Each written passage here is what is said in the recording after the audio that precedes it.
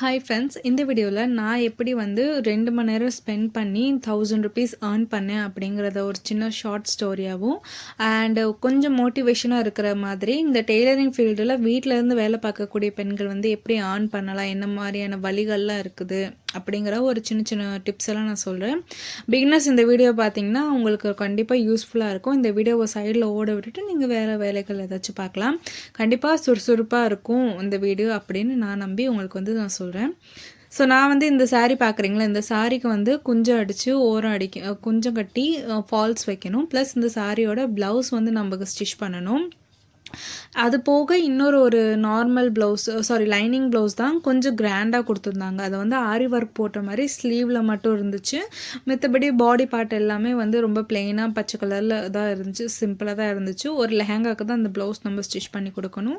அது போக நம்ம வந்து லெஹங்காவில் ஓரம் வந்து அடித்து தரணும். இந்த மாதிரி எனக்கு வந்து 2 ப்ளவுஸ் தைக்கணும், லெஹங்காவில் ஓரம் வைக்கணும், ஓரம் அடித்து தரணும். அப்புறம் 2 ப்ளவுஸுக்கான லூஸாக இருந்துச்சு, கொஞ்சம் ஃபிட் பண்ணி கொடுங்க அங்கே அப்படின்னு சொல்லி கொடுத்துருந்தாங்க. அந்த ஃபிட்டிங் வேலையும் பார்க்கணும். இதெல்லாம் பண்ணி முடிக்கிறதுக்கு எனக்கு வந்து என்னென்னா, திங்கக்கிழமை நைட்டு கொடுக்குறாங்க, டியூஸ்டே 11 மணிக்கு ரிசப்ஷன். காலையில் கல்யாணத்துக்கு கேட்டாங்க 6 மணிக்கெலாம். என்னால் முடியவே முடியாது. ஏன்னா திங்கக்கிழமை நைட்டு 7 மணிக்கு வந்து கொடுக்குறாங்க. மறுநாள் 6 மணிக்கு வேணும்னா கண்டிப்பாக முடியாது. ஏன்னா வீட்டில் பாப்பா பார்க்கணும், நான் ஸ்கூலுக்கு அனுப்பணும். ஸோ நிறைய வேலைகள் இருக்குது. இதுக்கு மதியில் முடியாதுன்னு சொல்லவும் சரி 11 மணிக்கு ரிசப்ஷனுக்கு கொடுத்துருங்கன்னாங்க. நான் வந்து நைட் என்ன பண்ணிட்டேன்னா, இந்த கட்டிங் போடுற வேலையெல்லாம் கட்டிங் போட்டுட்டு, இல்லை கட்டிங் போடுற வேலையை முடிச்சுட்டு 2 ப்ளவுஸுக்கும், அதுக்கப்புறம் அந்த சின்ன சின்ன பிசிறு வேலையெல்லாம் இருந்துச்சுல, ஓரம் அடிக்கிறது, குஞ்சம் கட்டுறது, அந்த மாதிரி வேலையெல்லாம் நான் நைட்டு வந்து 12 மணிக்குள்ளே முடிச்சு வச்சுட்டேன். ஏன்னா காலையில் எழுந்திரிச்சோன்னே நம்ம ப்ளவுஸ் மட்டும்தான் தைக்கணும் அப்படிங்கிற மைண்ட் செட்டில் இருந்தேன். 12 மணிக்கு இதை முடிச்சுட்டு காலையில் 5 மணிக்கெலாம் எழுந்திரிச்சிட்டேன். எப்பயும் போல் 5 மணிக்கு எழுந்திரிச்சிட்டு ப்ளவுஸில் வந்து சைடு ஃபுல்லாக ஒரு தையல் மட்டும்தான் போட்டேன். ஜாயிண்ட் பண்ணலை. பட்டி பீஸ், கிராஸ் பீஸு, கழுத்து பகுதி எல்லாத்தையும் சைடில் சும்மா லைனிங் பீஸ்னால நம்ம வந்து ஒரு ஓரம் ஃபுல்லாக அடித்து திருப்புறதா இருக்கட்டும், இல்லை சைடு ஃபுல்லாக அடிப்போம்ல, அந்த மாதிரி ஃபுல்லாக சுற்றிலும் தையல் மட்டும் போட்டுட்டு பிசுறு எல்லாத்தையும் கட் பண்ணி அதெல்லாம் ரெடியாக வச்சுட்டுருக்குள்ள 6 மணி ஆகிடுச்சு. 6 மணி ஆனோடனே பாப்பா போய் விட்டுட்டு பாப்பா ஸ்கூலில் கிளப்பிட்டு நான் ஸ்கூலில் விட்டுட்டு 8:30க்கெலாம் விட்டுட்டு வந்துட்டு திரும்பி நான் ப்ளவுஸ் தைக்க உட்காந்துட்டேன். 8:30க்கு உட்காந்தோடனே இவங்களோடது நான் டிசைன் ப்ளவுஸ் கேட்டிருந்தாங்க. இன்னொன்று வந்து ஆரி ஒர்க் போட்ட மாதிரி இருந்துச்சுல, அந்த ப்ளவுஸ் கேட்கவும் எனக்கு வந்து அந்த ப்ளவுஸில் வந்து என்னென்னா, இப்போ ஆரி ஒர்க்குன்னு எடுக்கும்போது நம்ம என்ன கை சைஸ் இருக்கோ அந்த இடத்துல மட்டும்தான் நம்ம ஆரி ஒர்க் போடுவோம், மித்த பகுதியை பிளெயினாக விட்டுருவோம்ல. பட் இந்த மாதிரி ப்ளவுஸில் என்ன ஒரு காம்ப்ளிகேஷன் எனக்கு வந்துச்சுன்னா, சரியான டாஸ்க்குன்னு தான் சொல்வேன். ஃபுல் ப்ளவுஸில் வந்து அந்த கைப்பகுதி ஃபுல்லாகவே வந்து பீட்ஸ்லேயே ஒர்க் பண்ணியிருந்தாங்க. எம்ப்ராய்டரி போட்டு அதுக்கு மேலே பீட் ஒர்க் இருந்துச்சு. அது ஒவ்வொன்றையும் பிரித்து எடுத்து முடிக்கிறதுக்குள்ளே ஊசி 2 வாட்டி உடஞ்சிருச்சு. அந்த இன்னொன்று வந்து அந்த நீடல் பார் இருக்குல்ல, அது வந்து டக்குன்னு உட்காந்துருச்சு அடியில். அது மேலே கீழே போயிட்டு வரும்ல, அது அப்படியே ஸ்டாப் ஆகிடுச்சு. வீல் மட்டும்தான் சுற்றுது, நீடல் பார் வந்து அப்படியே இறங்கிருச்சு. ஊசி வந்து அந்த இதுக்குள்ளே இறங்கிருச்சு கரெக்டாக. அந்த நீடல் பாரை சரி பண்ணி முடிக்கிறதுக்குள்ளே எனக்கு 9 மணி ஆகிடுச்சு. அரை மணி நேரம் வந்து இந்த ப்ரெஷர்லேயே எனக்கு போயிடுச்சு. நான் வந்து கரெக்டாக 10:50க்கெலாம் ப்ளவுஸ் ஸ்டிச் பண்ணி முடிக்கணும். 10 நிமிஷம் வந்து 2 ப்ளவுஸ்க்கு ஹூக்கு கட்டுறதுக்கு எனக்கு வேணும். ஸோ கடைன்னு 2 ப்ளவுஸே உட்காந்து மாங்கினேன். இதுக்கு நடுவில் நான் வீடியோவே இருக்கணும், அந்த டிசைன் ப்ளவுஸ்க்கான வீடியோ வேறு எடுக்கணும். ஸோ அந்த ப்ராசஸையும் பார்த்துட்டு இதையும் பார்த்துட்டு சரியான பீக் கரெக்டாக 11 மணிக்கு ப்ளவுஸ் முடித்து நான் கையில் கொடுத்துட்டேன். அவங்களும் பேமெண்ட் ₹1100 வந்து எனக்கு கொடுத்தாங்க. ஏன்னா அந்த ப்ரைடல் ப்ளவுஸ் வந்து ஒரு 600 to 700 ஸ்டிச் பண்ணேன். நார்மல் இன்னொரு லைனிங் ப்ளவுஸ் வந்து ₹300 தைச்சேன். சாரி ஃபால் வச்சு கொஞ்சம் கட்டி கொடுக்குறதுக்கு 100 பீஸ் வாங்கினேன். அப்புறம் அந்த சின்ன சின்ன பீஸுக்கெலாம் சேர்த்து ஒரு 100 பீஸ் கொடுத்தாங்க. டோட்டலாக ஒரு ₹1500 கிட்ட நான் வந்து அந்த 2 மணி நேரம் டென்ஷன் ப்ரெஷரில் நான் ஏர்ன் பண்ணிட்டேன். அது ஏர்ன் பண்ணிட்டேங்கிறது இன்னொரு விஷயம். 2 மணி நேரத்தில் ₹1000 சின்ன விஷயம் இல்லை, ஈஸியாக ஏர்ன் பண்ணிட்டேன். பட் அதுக்கு பின்னாடி உள்ள கஷ்டம், அந்த ப்ரெஷர், அந்த இதை வந்து நான் எப்படி ஹேண்டில் பண்ணேங்கிற அந்த இதில் தான் இருந்துச்சு. ஸோ இதனால் என்னென்னா, உங்களாலேயும் வீட்டில் உட்காந்து ஒரு 2 மணி நேரமோ 3 மணி நேரமோ கண்டிப்பாக ஸ்பெண்ட் பண்ணி நல்லாவே ஏர்ன் பண்ணலாம். ரொம்ப வேணாம். இந்த பிகினிங் ஸ்டேஜில் இருக்கும்போது நீங்கள் இந்த மாதிரி அக்கம் பக்கத்தில் வந்து சாரிக்கு வந்து ஃபால் வைப்பேன், குஞ்சம் கட்டி கொடுப்பேன், அந்த மாதிரி சொல்லி வந்து நீங்கள் வந்து ஸ்டார்டிங்கில் பண்ணுங்கள். இப்போ வெளியில் வந்து ஒரு ₹100 வாங்குறாங்க, ஃபால் வச்சு குஞ்சம் கட்டி கொடுக்குற ₹100 வாங்குறாங்கன்னா நீங்கள் ₹90 ஒரு ₹10 கம்மியாக வாங்கிட்டு அவங்க சொன்ன டயத்தில் ஒரு நீங்கள் வந்து இது பண்ணி கொடுத்துட்டிங்கன்னா அது வந்து கஸ்டமருக்கு இன்னும் ரொம்ப சந்தோஷமாக போயிடும். சொன்ன டயத்துக்கு கொடுத்துட்டாங்க, அதே மாதிரி காசும் வந்து ஒரு 10 ரூபா கம்மியாக வாங்குறாங்கன்னு அவங்க திரும்பவும் யாருக்காச்சும் ரெஃபர் பண்ணி உங்ககிட்ட திரும்பவும் கொண்டு வந்து கொடுப்பாங்க. அது ஒரு விஷயம் இருக்குது. ரெண்டாவது, பக்கத்தில் உள்ள டெய்லர்ஸ் கடைலாம் இருக்கும்ல, டெய்லர் கடை கண்டிப்பாக பக்கத்தில் இருக்கும். அப்படி இல்லை அப்படின்னா தூரமாக இருந்தாலும் சரி, இப்படி பக்கத்துலேயே டெய்லர் கடை இருந்தாச்சுன்னா நீங்கள் போய் வந்து சொல்லுங்கள், இந்த மாதிரி ஹூக்கு கட்டுறதுக்கு, ஹெம்பிங் பண்ணுறதுக்கு இதெல்லாம் எனக்கு தெரியும், இதுக்கெலாம் வந்து நான் பண்ணி கொடுக்குறேன் அப்படின்னு சொன்னால் கண்டிப்பாக டெய்லர்ஸ் வந்து உங்களை ரெஃபர் பண்ணி எடுத்துப்பாங்க. ஏன்னா ஒரு டெய்லர் வந்து ஒரு ஜாக்கெட்டை 1 மணி நேரத்தில் உட்காந்து தச்சு முடிச்சிடுவாங்க. ஆனால் அதே 1 மணி நேரம் அவங்க ஹூக்கு கட்டுறதுக்கு ஹெம்மிங் பண்ணுறதுக்கு ஈக்குவலாக ஆகும். அதனால் எந்த டெய்லர்ஸுமே வந்து அவங்க ஓனாக ஊக்கு கட்டவோ ஹெம் பண்ணவோ மாட்டாங்க. டைம் இருந்தால் பண்ணிப்பாங்க, டைம் இல்லைன்னா கண்டிப்பாக யாராச்சும் தேடுவாங்க, அது பண்ணி கொடுக்கறதுக்கு ஆள் வேணும் அப்படின்னு சொல்லி கண்டிப்பாக ஏதாச்சும் ஒரு கடையில் ஆள் தேவைப்படும்.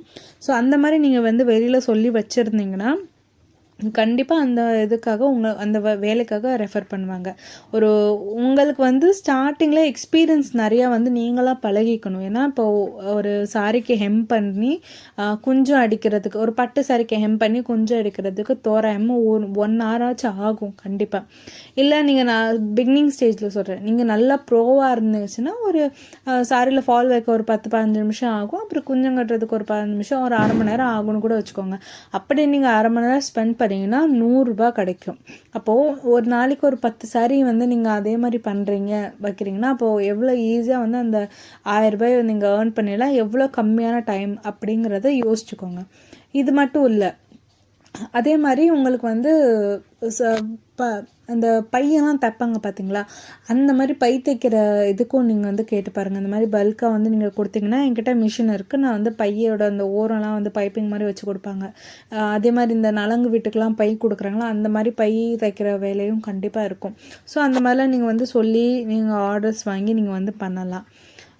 இது போக வேறு என்ன பண்ணலாம் அப்படின்னா, உங்களோட ஓன் ட்ரெஸ் உங்களுக்கு வந்து ஸ்டிச்சிங் நல்லாவே வருது, நல்லாவே நீங்கள் ஹெம் பண்ணுறீங்க, எல்லாம் பண்ணுறீங்க, ஸ்டிச்சிங் நல்லாவே வருது, ஆனால் ஆர்டர்ஸ் எதுவும் எனக்கு வரமாட்டேங்குது அப்படின்னு வந்து கவலைப்படாதீங்க. நீங்கள் ஃபஸ்ட்டு உங்களை ஒரு மாடலாக, அதாவது ஒரு டம்மியாக நீங்கள் உங்களை நினச்சிக்கிட்டு, இதே உங்கள் வீட்டில் ஒரு டம்மி இருந்தால் அதுக்கு என்ன மாதிரியான டிசைன்லாம் பண்ணி எப்படிலாம் வந்து ட்ரெஸ்ஸை வந்து ஸ்டிச் பண்ணி அதுக்கு வந்து போட்டு பார்ப்பீங்க. உங்களுக்கு ஸ்டிச் பண்ணுறத அந்த டம்மிக்கு எப்படி வச்சு பார்ப்பீங்களோ அதே மாதிரி உங்களை நீங்கள் நினச்சிக்கிட்டு, அதே மாதிரி இப்போ ட்ரெண்டிங்கில் என்ன மாதிரியான டிசைன்ஸ்லாம் இருக்குது, என்ன மாதிரி டிசைன்ஸ்லாம் போயிட்டுருக்கு, அப்போ ரன்னிங்கில் இருக்குதுன்னு பார்த்துட்டு அதில் உங்களோட க்ரியேட்டிவிட்டி கொஞ்சம் சேர்த்து நீங்கள் உங்களுக்கு ஓனாக ட்ரெஸ் ஸ்டிச் பண்ணி நீங்கள் போட்டுட்டு ஒரு கோயிலுக்கோ இல்லை சர்ச்சுக்கோ இல்லை எங்கேயோ நீங்கள் ஃபங்க்ஷனுக்கோ போகிறீங்க வைக்கிறீங்கன்னா கண்டிப்பாக அதை வந்து 4 பேர் பார்ப்பாங்க. ஏன்னா இப்போ உள்ள டைமில் வந்து நம்மளை விரோதியாக நினச்சி நம்மளை ஒதுக்கி வச்சா கூட நம்ம என்ன ட்ரெஸ்ஸிங் பண்ணுறோம், நம்ம எப்படி வந்து டிசைனில் போட்டிருக்கோம் அப்படிங்கிற அதை பார்த்துட்டு எனக்கும் இதே மாதிரி டிசைன் தான் வேணும்னு சில பேர்லாம் சுற்றிட்டு இருக்காங்க, சில பேர்லாம் இருக்காங்க அதே மாதிரி ரிலேட்டிவ்ஸ்லேயே. ஸோ அப்படி இருக்கும்போது உங்கள் கூட யாரும் பேசலை, உங்கள் கூட யாரும் இது பண்ணலன்னு அதெல்லாம் கவலைப்படாதீங்க. நீங்கள் நல்லா உங்களை வந்து ப்ரெசன்டேஷனாக காட்டிக்கிட்டிங்கன்னா தான் ஓகே இந்த டிசைன் வந்து இப்போ ட்ரெண்டிங்கில் இருக்குது, இவங்களே போட்டிருக்காங்க அப்படின்னு சொல்லி உங்கள்கிட்ட என்கொயரி பண்ணுவாங்க. எங்கேப்போ பண்ணி தைச்சிங்க, எவ்வளோதுக்கு தைச்சிங்க, நல்லா இருக்குது அப்படி இப்படின்னு கேட்கும்போது ஆமாம் இது நான் தான் தைச்சேன், எனக்காக தைச்சி இவ்வளோ ரேட் ஆகும் அப்படின்னு ஒரு மார்ஜினோட சொல்லி நீங்கள் அப்படி ஆர்டர்ஸ் வாங்குங்க. அதே மாதிரி சோஷியல் மீடியா அக்கௌண்ட்டெல்லாம் வச்சுருக்கீங்க, வாட்ஸ்அப் வச்சுருக்கீங்க அப்படின்னா ஒரு குரூப்பை க்ரியேட் பண்ணிக்கோங்க. அந்த குரூப்பில் நீங்கள் டெய்லி என்னென்ன ஸ்டிச்சிங் ஒர்க்லாம் பண்ணுறீங்களோ அதெல்லாம் வந்து போஸ்ட் மாதிரியோ இல்லை ஃபீட் மாதிரியோ நீங்கள் பண்ணிக்கிட்டே இருங்க. ஸோ இந்த சின்ன சின்ன இதுலேருந்து தான் ஆரம்பத்துலேருந்து தான் பெரிய பெரிய இதெல்லாம் வரும். அதனால் இந்த மாதிரி சின்ன சின்ன விஷயங்களெல்லாம் ஒரு டிசைன் ஏதோ வைக்கிறீங்கன்னா டக்குன்னு ஃபோட்டோ எடுத்து சோஷியல் மீடியாவில் அப்லோட் பண்ணிடுங்க. இதே நீங்கள் வாட்ஸ்அப் குரூப் வச்சுருந்தீங்கன்னா வாட்ஸ்அப்பில் அப்லோடு பண்ணுங்கள். இந்த மாதிரி சின்ன சின்ன விஷயங்கள் நீங்கள் பண்ணுறது தான் நாளைக்கு அது பெரிய இதுவாக உங்களை வந்து கொண்டு போய் சேர்க்கும். அதே மாதிரி விசிட்டிங் கார்டு அந்த மாதிரி சின்னதாக க்ரியேட் பண்ணுங்கள். ஒரு ரொம்ப பெரிய விசிட்டிங் கார்டில் ஒரு 10 விசிட்டிங் கார்டு, ஒரு ஸ்டார்டிங் வந்து ஒரு 50 விசிட்டிங் கார்டு தான் ஆர்டர்ஸ் வாங்குவாங்க. பரவாயில்ல, ஒரு 50 விசிட்டிங் கார்டுக்கு ஒரு 100 ரூபா 200 ரூபா செலவாகுதுன்னா அது செலவை பார்க்காதீங்க. ஒரு 50 விசிட்டிங் கார்டு வாங்குங்க, அடிங்க. அடிச்சுட்டு யார் யாரெல்லாம் உங்களுக்கு தெரியுமோ அவங்க எல்லாருக்கும் ஸ்ப்ரெட் பண்ணுங்கள். அதே மாதிரி இந்த சேலை கடை, அந்த மாதிரி என்ன சொல்கிறது, ஜவுளி கடைகள்லாம் இருக்கும்ல, தெரிஞ்ச ஜவுளி கடை, அதாவது தூரமாக இல்லை, இப்போ நீங்கள் இருக்கிற ஏரியாவில் நீங்கள் எந்த ஜவுளி கடையிலலாம் அதிகமாக ட்ரெஸ்ஸஸ்லாம் பர்ச்சேஸ் பண்ணுவீங்களோ அந்த மாதிரி ஜவுளி கடை, அப்புறம் லைனிங் இதெல்லாம் வாங்குறீங்களா அந்த மாதிரி கடைகளில் உங்களுக்கு எந்த கடையில் நல்ல பழக்கமாக இருக்குதோ அந்த மாதிரி கடைகளில் நீங்கள் உங்கள் விசிட்டிங் கார்டு கொடுத்து யாராச்சும் ரெஃபர் பண்ணிங்கன்னா ஒரு 10% கமிஷன் தரேன் அந்த மாதிரி சொல்லி நீங்கள் இந்த மாதிரி ரெஃபர் பண்ணலாம். இல்லை நல்லா தெரிஞ்ச கடையாக இருந்தால் உங்கள்கிட்ட கமிஷன் வாங்க மாட்டாங்க. பட் தெரியாத கடைகளாக இருந்தால் உங்ககிட்ட இந்த மாதிரி சொல்லுங்கள், ஒரு 10% வந்து ஆர்டர்ஸ் பிடிச்சி கொடுத்தீங்கன்னா இது மூலிமா உங்களுக்கு நான் கமிஷன் கொடுக்குறேன்னு சொல்லி அந்த பேசிஸில் நீங்கள் வெளியிலலாம் போய் பேசி அந்த மாதிரி நீங்கள் பண்ணலாம். இன்னும் நிறையா இதெல்லாம் இருக்குது. நீங்களே சின்ன சின்னதாக ஏதாச்சும் பொருட்கள், அதாவது ஹேர் பேண்டு, கிளிப்பு, போ, இதெல்லாம் வந்து நீங்கள் துணியிலே வந்து நல்லா தான் இப்போ ஸ்க்ரன்ச்சீஸு, ஹேர் போ, அப்புறம் இந்த பாசி மணி இதெல்லாம் வந்து ஆன்லைனில் விற்கிறாங்க, சேல் பண்ணுறாங்கல்ல. ஸோ அது மாதிரி வந்து டீனேஜர்ஸ் பசங்களுக்கு பிடிக்கிற மாதிரியான சூயிங் மெத்தட்லேயே டீனேஜர்ஸ் பசங்களுக்குலாம் என்னென்ன பிடிக்குமோ அந்த மாதிரிலாம் நீங்கள் செய்யலாம், செஞ்சு நீங்கள் விற்கலாம். இதே மாதிரி வாட்ஸ்அப்லேயும் சோஷியல் மீடியாவிலையும் போடலாம். அதே மாதிரி டீனேஜர்ஸ் பிள்ளைங்க வந்து காலேஜுக்கோ இதுக்கெல்லாம் போகிறாங்கன்னா நீங்கள் வந்து ஒரு தனியாக மீட்ரு குர்த்திக்குன்னு தனித்தனியாக துணி வாங்கி அந்த குர்த்தியை வந்து நீங்கள் எப்படி காலேஜ் யூஸ், ஆஃபீஸ் யூஸ் இதுக்கெலாம் போகணுன்னா எப்படி வந்து ஸ்டிச் பண்ணி மாடலாக போடுவாங்களோ அந்த மாதிரி ஸ்டிச் பண்ணி இத்தனை சைஸுக்கு இவ்வளோ ப்ரைஸுன்னு சொல்லி அதை நீங்கள் வந்து விளம்பரப்படுத்தி போடலாம். எடுத்தோன்னு ஒரு கடை வச்சு நம்ம பண்ணிடலாமான்னு கேட்டால் அது கொஞ்சம் ரிஸ்க் தான். ஃபஸ்ட்டு நம்மளை வந்து பழக்கணும். நம்ம வந்து 4 பேருக்கு நம்மளை பற்றி தெரியணும், நம்ம யாருன்னு 4 பேருக்கு தெரியணும். நம்மக்கிட்ட பொருள் வாங்கி அவங்க நல்லா பழக்க வழக்கம் ஆன பிறகு ஒரு நல்ல கான்ஃபிடென்ட்டுக்கு அப்புறம் நீங்கள் வந்து ஒரு ஷாப்பை ரன் பண்ணலாம் கண்டிப்பாக. ஆனால் எடுத்தோன்னே யாரையும் தெரியாமல் நீங்கள் பாட்டுக்கு ஒரு ஷாப்பு ஏதோ அனாமத்தா ஓப்பன் பண்ணி உட்காந்துட்டு யாருக்குமே உங்களை தெரியாமல் இந்த கடையில் நல்ல பொருள் இருக்குமா இருக்காதா, வாங்கினா வேஸ்ட் ஆகிருமா ஆகாதா அப்படின்னு ஒரு டவுட்டோடே கஸ்டமர் வந்து அந்த கடைக்கு வந்தாங்கன்னா அவங்களுக்கு அந்த சாட்டிஸ்ஃபேக்ஷன் வராது. இதே உங்களுக்கு தெரிஞ்சு பழக்கமானவங்களை வச்சு நீங்கள் வந்து நாளைக்கு கடை ஓப்பன் பண்ணி நீங்கள் அது பண்ணால் இவங்களாம் நான் எனக்கு ஸ்டிச் பண்ணி கொடுத்துருக்காங்க, ஆல்ரெடி சூப்பராக தைப்பாங்க, கடை வேறு வச்சுருக்காங்க, அப்போ இங்கேயே கொடுக்கலான்னு சொல்லிட்டு அந்த மாதிரி உங்களுக்கு வந்து கஸ்டமர்ஸ் வருவாங்க. கஸ்டமர்ஸ் வரலையே அப்படின்னு நினச்சி துவண்டு போய் உட்காராதீங்க. நீங்கள் எடுக்கக்கூடிய முயற்சியில் தான் இருக்குது. நீங்கள் எப்படி அந்த கஸ்டமர்ஸ் வந்து உங்ககிட்ட கொண்டு வர போகிறீங்க, நீங்கள் செய்கிற விஷயம் வந்து அந்த கஸ்டமர்ஸுக்கெலாம் எப்படி போய் சேருதுங்கிறது வந்து உங்கள் கையில் தான் இருக்குது. சரிங்களா? இப்போ நீங்கள் தைக்கிறீங்க, நீங்கள் வீட்டில் உட்காந்து தைக்கிறீங்க, நீங்கள் தைக்கிற துணியை வந்து போட்டு சும்மா ஏதாச்சும் ஒரு ஃபங்க்ஷனுக்கு தான் போடுறீங்க, அது தெரியாமல் வச்சுக்கிறீங்க அப்படின்னா யாருக்கும் தெரியாது, நீங்கள் தைக்கிறதும் தெரியாது, இல்லை நீங்கள் வெளியில் தான் தைக்கிறீங்கன்னு நினச்சிட்டு அவங்களும் போயிடுவாங்க. அதனால் நீங்கள் தைக்கிறீங்க அப்படிங்கிற ஒரு ஃப்ரேமை ஃபஸ்ட்டு வெளியில் கொண்டு வாங்க. அது 4 பேருக்கு தெரிஞ்சாலே ஓகே இவங்க நம்ம தெரிஞ்சவங்க தானே தைக்கிறாங்களோ அப்படின்னு சொல்லி கண்டிப்பாக கொடுப்பாங்க. அதே மாதிரி ஒரு சின்ன மெசேஜ் வந்து இந்த வீடியோவில் நான் சொல்லிக்கணுமே, உங்களோட சொந்தக்காரங்க ரிலேட்டிவ்ஸை நம்பி வந்து ஒரு பிஸ்னஸில் இறங்காதீங்க. ஏன்னா நம்ம வந்து நம்மளுக்கு நல்ல திறமை இருந்தாலும் நாளைக்கு நம்ம ஏதோ செஞ்சால் இவங்க ஹெல்ப் பண்ணுவாங்க, நம்ம ரிலேட்டிவ்ஸ் ஹெல்ப் பண்ணுவாங்கன்னு நினச்சி எந்த ஒரு பிஸ்னஸ்லேயும் இறங்காதீங்க. இது என் கூட நடந்த ஒரு சின்ன ஆக்சிடெண்ட்டால் நான் அனுபவித்த அந்த ஒரு பாடத்தை உங்களுக்கு நான் சொல்கிறேன், கற்றுக்கிட்ட ஒரு பாடத்தை சொல்கிறேன். உங்களோட திறமையை நம்பி உங்களை யாருன்னே தெரியாத உங்களோட கஸ்டமர்ஸை நம்பி நீங்கள் வந்து ஒரு பிஸ்னஸ் பண்ணுங்கள். ஆனால் உங்களை தெரிஞ்சவங்களை நம்பி, உங்கள் சொந்தக்காரவங்களை நம்பி, உங்கள் வீட்லேயே இருக்கக்கூடிய நபர்களை நம்பி தயவு செஞ்சு வந்து பிஸ்னஸ் ஆரம்பிக்காதீங்க. நாளை பின்ன நீங்கள் ஆரம்பித்தாலுமே அவங்க ஹெல்ப் பண்ணுவாங்கன்னு நினைக்காதீங்க. உங்கள்கிட்ட ட்ரெஸ்ஸே வந்து கொடுக்க மாட்டாங்க, திடீர்னு ஒரு நாள் வந்து கொடுக்குறாங்க, அதில் நீங்கள் லைட்டாக ஒரு மிஸ்டேக் பண்ணிட்டீங்கன்னு வச்சுக்கோங்களேன், அதை ஊர் முழுக்க பரப்பிடுவாங்க. இந்த மாதிரி என் துணியை வீணாக்கிட்டாங்க, என் துணி போயிடுச்சு அப்படி பண்ணு. ஆனால் அவங்களுக்கு தெரியாதுல்ல, ஏன்னா அவங்க ஃபஸ்ட் டைம் கொடுத்துருக்காங்க. இல்லை நீங்கள் தெரியாதனமாக அந்த டைம் சரியில்லைன்னா எதுவுமே சரியாக இருக்காது. நீங்கள் நல்லா ஃப்ளோவில் போயிட்டு இருக்கும்போது திடீர்னு ஒரு புயல் அடித்தா நீங்கள் லைட்டாக அசைஞ்சு தான் ஆவீங்க, அங்கேருந்து நகர்ந்து தான் போவீங்க, உங்களோட ஃப்ளோவில் போக மாட்டீங்க. அது மாதிரி தான் நம்மளை வாண்டடாக சில ரிலேட்டிவ்ஸ்லாம் தேடி வந்து டார்ச்சர் பண்ணுவாங்க. இல்லை அவங்கனால நம்மளுக்கு ஏதோ ஒரு கெட்டது கண்டிப்பாக நடந்துடும். அதனால தான் சொல்கிறேன், தயவு செஞ்சு ரிலேட்டிவை நம்பி எந்த பிஸ்னஸ்லையும் இறங்காதீங்க. உங்கள் திறமையை, உங்கள் முயற்சியை அண்ட் யாருன்னே தெரியாத கஸ்டமர்ஸை நம்பி உங்கள் பிஸ்னஸை நீங்கள் பண்ணுங்கள். இது லைஃபுக்கு ஒரு நல்ல பாடமாக இருக்கும். இதை வந்து சின்ன விஷயமாக எடுத்துக்காதீங்க, சீரியஸாக எடுத்துக்கோங்க. அதே மாதிரி உங்கள் வீட்டில் பெண் குழந்தை இருந்துச்சுன்னா நீங்கள் தான் ஒரு பாக்கியசாலின்னு சொல்லுவேன் நான் சீரியஸாக. ஏன்னா நான் ஸ்டிச்சிங் ஃபீல்டுக்குள்ளே எப்படி வந்தேன்னா என் பாப்பா மூலியமாக தான் நான் அறிமுகமானேன். ஏன் ஸ்டிச்சிங் வெளியில் வந்துச்சு. ஏன்னா அவள் பிறந்த டைமில் எங்கனால ட்ரெஸ்ஸஸ் வந்து பர்ச்சேஸ் பண்ண முடியாத சூழ்நிலை. அப்போது நான் வந்து மெட்டீரியலை வாங்கி அழகழகாக சின்னதாக அவளுக்கு தச்சு காட்டன்லேயே, நல்ல காட்டன் மெட்டீரியல்லையே அந்த மாதிரி ஸ்டிச் பண்ணி போட்டு அதை பார்த்து 4-5 பேர் நம்ம அதுக்கப்புறம் அவளுக்கு ஸ்டிச் பண்ணி நானும் அவளும் ஒரே மாதிரி இருக்கணும், மாம் அண்ட் டாட்டர் காம்போவாக இருக்கணும்னு சொல்லி அது சாரியில் ஸ்டிச் பண்ணி அந்த மாம் அண்ட் டாட்டர் காம்போ நிறைய பேருக்கு பிடிச்சி போய் ஃபஸ்ட்டு என்கிட்ட ஆர்டர்ஸ் வந்தது மாம் அண்ட் டாட்டரோட அந்த ரெஃபரன்ஸ் மூலியமாக தான் எனக்கு மொத வீட்டுக்கு ஆர்டரே வந்துச்சு. எங்கள் ரிலேட்டிவ்லேருந்து தான் கொடுத்துருந்தாங்க. அதுக்கு ரிலேட்டிவ்னா ரொம்ப தூரத்து சொந்தம் தான் சொல்லணும், ரொம்ப க்ளோஸ் சொந்தம் கிடையாது, தூரத்து சொந்தம். ஓகே பரவாயில்ல, தூரத்து சொந்தமாக இருந்தாலும் அவங்க தெரியாதவங்க தானே. அப்படி இருக்கும்போது அவங்க கொடுக்கவும் அவங்களுக்கு நல்லபடியாக நான் ஸ்டிச் பண்ணி கொடுத்தேன். அவங்களுக்கு ரொம்ப பிடிச்சிருந்துச்சு. அவங்க இன்னொருத்தவங்களுக்கு ரெஃபர் பண்ணி அதே மாதிரி மாம் அண்ட் டாட்டர் காம்போவில் நான் ஒரு சாரியில் 2 பேருக்கு நான் ஃப்ராக் தைச்சி கொடுத்தேன்.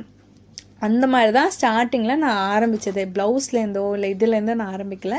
என் பாப்பா மூலியமாக நான் செஞ்ச ஒரு வேலை, அவளோட லக்கா என்னன்னு தெரில, அதுலேருந்து என் பிஸ்னஸ் ஸ்டார்ட் ஆகி இன்றைக்கி 6 வருஷம் நல்லபடியாக நான் ரன் பண்ணிகிட்ருக்கேன். சீசன் டைமில் நல்லாவே எனக்கு ஆர்டர்ஸ் வரும். சீசன் இல்லாத போது கொஞ்சம் டல் தான் அடிக்கும். ஏன்னா நார்த் இந்தியாவில் அதிகமாக சாரீ கட்ட மாட்டாங்க, ப்ளவுஸோ அதெல்லாம் கிடையாது, சுடிதார்ஸ் தான் நிறையா போகும், அவங்களுக்கு நிறைய ரன்னிங்கில் இருக்கும். அதனாலே சுடிதார்ஸ் தான் அதிகமாக வரும். இந்த சாரியாக இருக்கட்டும், ப்ளவுஸஸாக இருக்கட்டும், இதெல்லாம் வந்து ரொம்ப ரேராக தான் இருக்கும். இப்போ சுடிதார்னு வரும்போது அதுக்கு ரொம்பவே கம்மி அமௌண்ட்டு தான் வரும். ஒரு நார்மல் சுடிதாருக்குலாம் 200 தான் வரும். லைனிங் சுடிதாராக இருந்தால் ஒரு 300-350 ரூபா அந்த மாதிரி லைனிங் காசோட. ஸோ அதில் வந்து பெருசாக ஏர்னிங்ஸ் இருக்காது. இந்த நார்மல் டிசைன் ப்ளவுஸ்லேயே டிசைன் ப்ளவுஸ் கொடுக்குறாங்களா, அதில் தான் ஒரு நல்ல அமௌண்ட் வந்து எனக்கு வரும். ஸோ இந்த மாதிரி தான் வந்து என் லைஃப்பில் வந்து இன்ன வரைக்கும் போயிட்டுருக்கு. God grace. இன்னும் இதுக்கு மேலேயும் நான் முன்னேறி போகணுன்னு நான் ரொம்பவே நம்புகிறேன். அதே மாதிரி பிகினர்ஸ் இந்த வீடியோ பார்க்குறீங்கன்னா இது ஒரு மோட்டிவேஷனாக எடுத்துக்கோங்க. ஏன்னா எல்லாருக்கும் எல்லா வாய்ப்பும் கிடச்சிடாதுல. ஏன்னா 6 வருஷம் நான் போராடி தான் இந்த அளவுக்கு இன்றைக்கி நான் ஒரு யூடியூப் நடத்துகிற அளவுக்கு ஒரு ஃபீல்டில் வந்திருக்கேன். அண்ட் இந்த சேனல் நான் எதுக்கு மெயினாக ஆரம்பித்தேன் அப்படின்னா பிகினர்ஸ்க்காக தான் முழுக்க இந்த சேனல் இருக்குது. பிகாஸ் பிகினர் ஸ்டேஜில் நான் என்னெல்லாம் கஷ்டங்கள் அனுபவித்தேன் அண்ட் எப்படிலாம் சஃபர் ஆனேனோ அதெல்லாம் வந்து சொல்லி தரணும். என்னால் கிளாஸஸ் எடுக்க முடியாது, ஆன்லைன்லேயும் சரி ஆஃப்லைன்லேயும் சரி என்னால் கிளாஸஸ் எடுக்க முடியாது. அந்த அளவுக்கு வந்து இன்னும் வசதி இல்லை. அந்தளவுக்கு நான் இன்னும் கேப்பபிள் ஆகலை, ஒரு கிளாஸ் எடுக்கிற அளவுக்கு நான் கேப்பபிள் ஆகலை. ஸோ என்னால் என்ன முடியுமோ அதை தான் வந்து நான் வந்து சொல்லி கொடுத்துட்ருக்கேன், அதை தான் நானும் செஞ்சிட்ருக்கேன். அண்டு இவ்வளோ தூரம் என்னை சப்போர்ட் பண்ணி பார்க்குற அனைத்து மக்களுக்கும் ரொம்பவே நன்றி. அண்ட் இது வந்து ஒரு சின்ன மோட்டிவேஷனாக இருக்கும். இந்த வீடியோ இவ்வளோ நேரம் வந்து நீங்கள் ஓட்டி பார்த்துருந்தாலே அதே பெரிய விஷயம். இப்போ பார்த்தீங்கன்னா நம்ம சக்ஸஸ்ஃபுல்லாக அந்த சாரீ கொடுத்தாங்க, அதுக்கு ஃபால் வச்சு கொஞ்சம் கட்டியாச்சு. அது போக நம்ம வந்து இந்த ப்ளவுஸ் தான் அந்த சாரீக்கு ரெடி பண்ணியிருந்தோம். இந்த ப்ளவுஸோட ஃபுல் கட்டிங் ஸ்டிச்சிங் வீடியோ நம்ம சேனலில் இருக்குது, நான் எண்ட் கார்ட்லேயும் கொடுக்குறேன், கண்டிப்பாக போய் செக் பண்ணுங்கள். ரொம்பவே ஈஸியாக வந்துச்சு, ரொம்பவே ஈஸியும் கூட. பிகினர்ஸ்க்காக ரொம்ப ஈஸியாக தான் நான் சொல்லி கொடுத்துருக்கேன், ரொம்ப கஷ்டம் இல்லை. பிகினர்ஸ் ஈஸியாக பண்ணிடலாம்.